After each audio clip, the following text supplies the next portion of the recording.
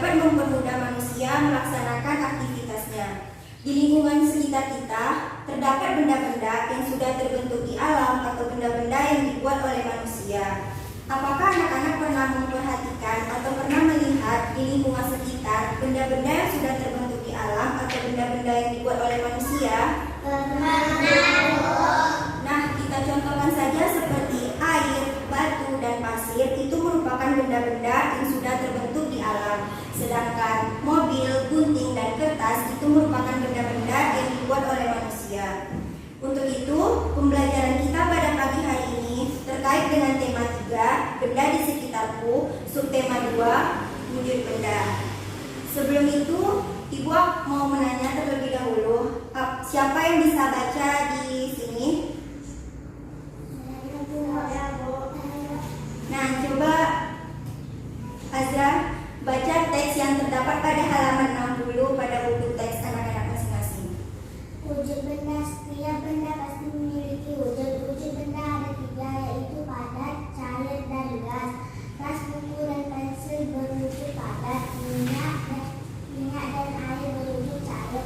Gas hidrogen dapat bahan berwujud gas. Dapatkah kamu menyebutkan contoh lainnya? Nah, coba sekarang anak-anak perhatikan benda-benda yang ada di sekitaran kelas ini. Misalnya ada lemari, papan tulis, meja, kursi, buku, pena, dan botol minum. Nah, coba di sekitaran Uci kan ada sebuah pena. Apa yang Uci rasakan setelah memegang pena tersebut?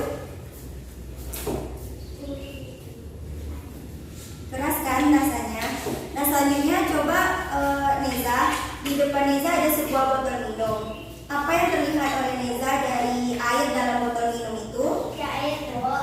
Ya, tepat sekali. Anak-anak, itu semua disebut dengan wujud benda. Jadi, benda di sekitaran kita ini dapat dikelompokkan menjadi 3 jenis. Ada benda berwujud padat, benda berwujud cair, dan benda berwujud gas. Kita akan mempelajarinya satu persatu. Yang pertama ada benda padat. Benda padat merupakan benda yang memiliki wujud padat menyerupai bentuk tertentu sesuai dengan benda tersebut. Adapun ciri-ciri dari benda padat, volumenya tetap, tersusun atas partikel yang rapat, tidak dapat bergerak, dan tidak menempati wadah. Yang contohnya saja seperti kursi, meja, lemari, batu, kayu, dan lain sebagainya.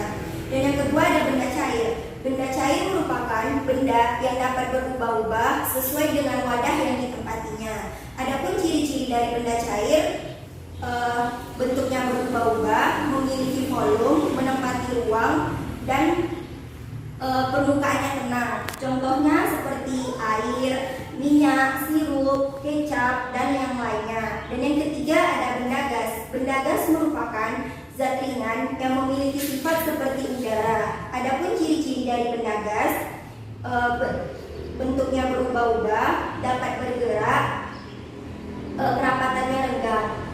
Contohnya saja seperti uap dan asap. Nah, tadi kan Ibu sudah menjelaskan atau sudah memperkenalkan kepada anak-anak semua terkait dengan wujud benda. Ada wujud benda padat, cair, dan gas. Untuk itu, Ibu minta kepada Hana untuk maju ke depan mengelompokkan benda-benda yang sudah disediakan di depan kelas ini sesuai dengan kelompok wujudnya dengan benar. Coba ambil 4 benda. Coba kelompokkan ke dalam wujudnya masing-masing.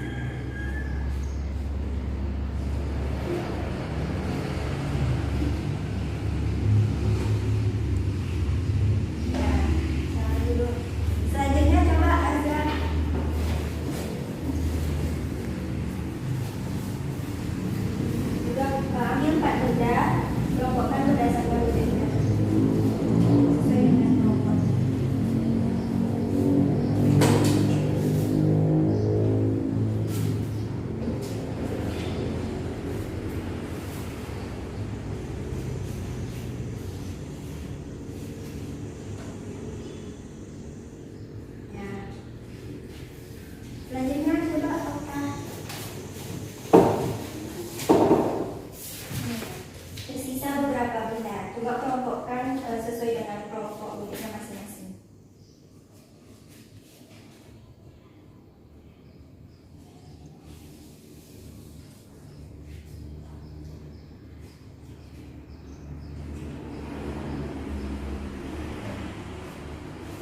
Nah, anak-anak coba perhatikan di depan. Apakah pengelompokan yang sudah dilakukan oleh teman-teman anak-anak semua ini sudah benar? Nah, yang pertama pada kelompok benda padat, di sini terdapat 4 benda. Ini gambar apa? Lemari.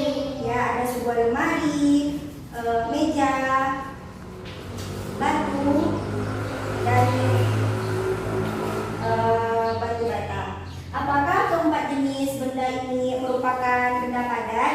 Iya, Bu. Kemudian pada kelompok benda cair, ini gambar apa? Minyak. Ya, ada minyak, sirup, kecap, dan susu. Apakah keempat jenis benda ini merupakan benda cair? Iya, Bu. Selanjutnya pada kelompok benda gas, ada asap kendaraan bermotor, gas, hidrogen dalam balon, dan oksigen dalam tabung oksigen. Apakah keempat jenis benda ini termasuk benda gas? Iya, Bu. Ya, tepat sekali. Berarti pengelompokan yang sudah dilakukan oleh anak-anak semua itu sudah benar. Beri tepuk tangan dulu buat semuanya. Selanjutnya ibu punya sebuah gambar. Coba perhatikan di depan. Ini gambar apa anak-anak? Sepeda motor. Apakah anak-anak pernah menaiki alat transportasi ini sebelumnya? Pernah, Bu.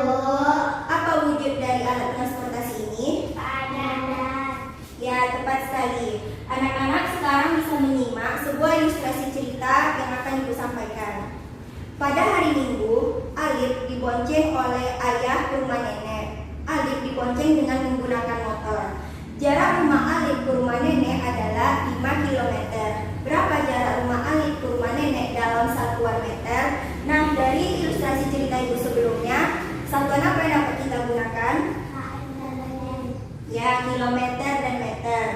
Tentu saja, untuk menyelesaikan permasalahan tersebut, kita membutuhkan sebuah tangga satuan panjang. Seperti yang dapat anak-anak lihat di depan ini.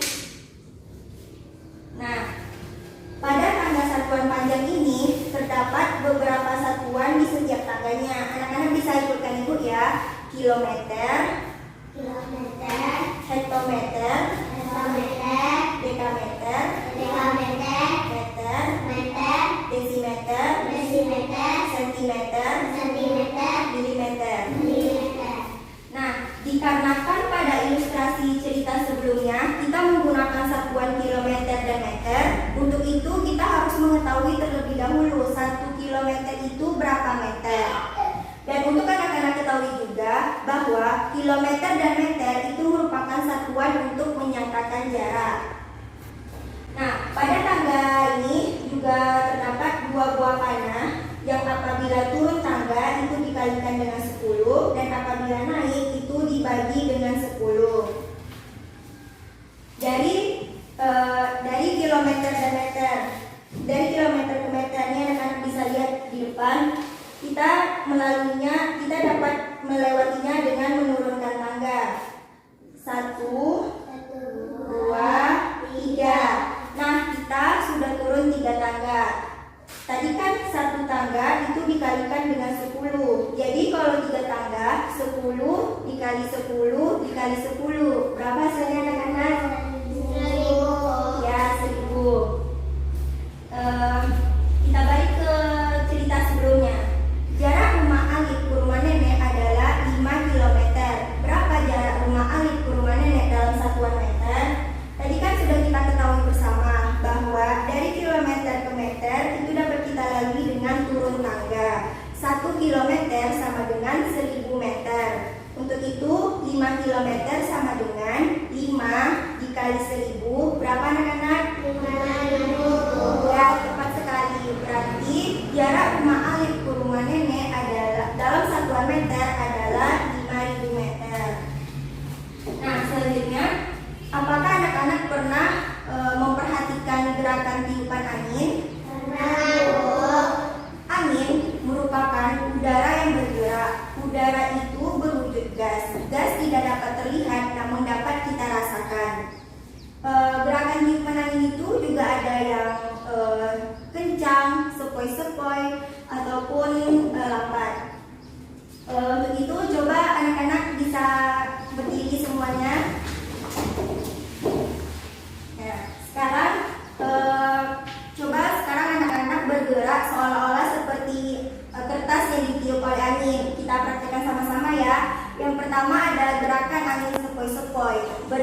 lambat ke kiri dan ke kanan seperti ini. Nah, itu merupakan gerakan angin sepoi-sepoi. Yang kedua ada gerakan angin kencang. Gerakan tadi bergerak cepat ke kiri ke kanan seperti ini. Nah, berarti gerakan tadi kita gerakkan dengan lebih cepat lagi. Dan yang ketiga ada gerakan angin puting beliung, bergerak dengan berputar seperti ini. Ya, berarti tepuk tangan dulu buat semuanya. Anak-anak bisa duduk. Nah, dengan melakukan gerakan tersebut, itu artinya anak-anak sudah dapat membedakan gerakan kuat dan gerakan lemah. Begitupun dalam sebuah tarian. Dalam tarian, selain gerak tangan, juga terdapat gerak langkah kaki. Gerakan tangan dan gerakan kaki ini harus selaras dengan musik yang mengiringinya. Gerak tari merupakan gerak seluruh tubuh. Nah, anak-anak, dari pembelajaran kita pada pagi hari ini, apa ada yang kurang mengerti? Nah, kalau mengerti semuanya, coba kita rangkum sama-sama. Tadi benda di sekitar kita dikelompokkan menjadi 3 jenis. Apa-apa saja? Coba Reza. Padat, cair, gas. Ya, benda padat contohnya apa? Ya,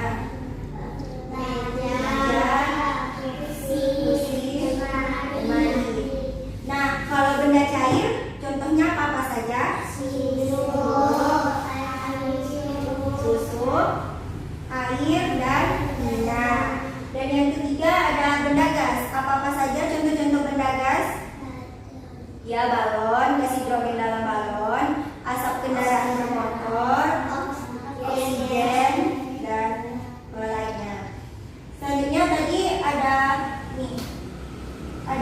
untuk mengukur suatu panjang, kita dapat menggunakan tangga satuan panjang. Apa-apa saja satuannya?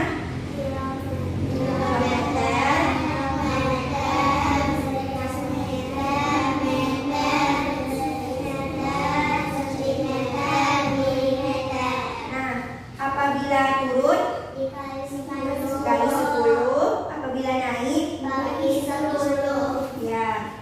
Tadi juga kita sudah melakukan gerakan tiupan angin. Ada 3 jenis tadi. Apa-apa saja?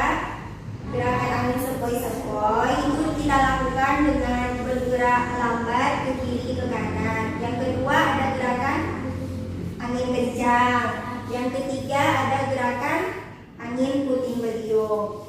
Jadi berarti dengan melakukan gerakan tadi, anak-anak sudah dapat membedakan gerakan kuat dan gerakan lemah.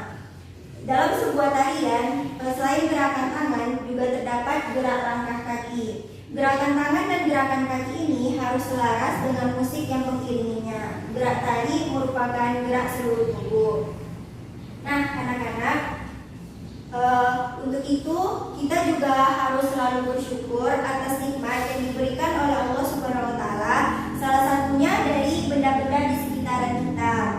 Karena keberadaan benda dapat mempermudah manusia melaksanakan aktivitasnya. Karena manusia itu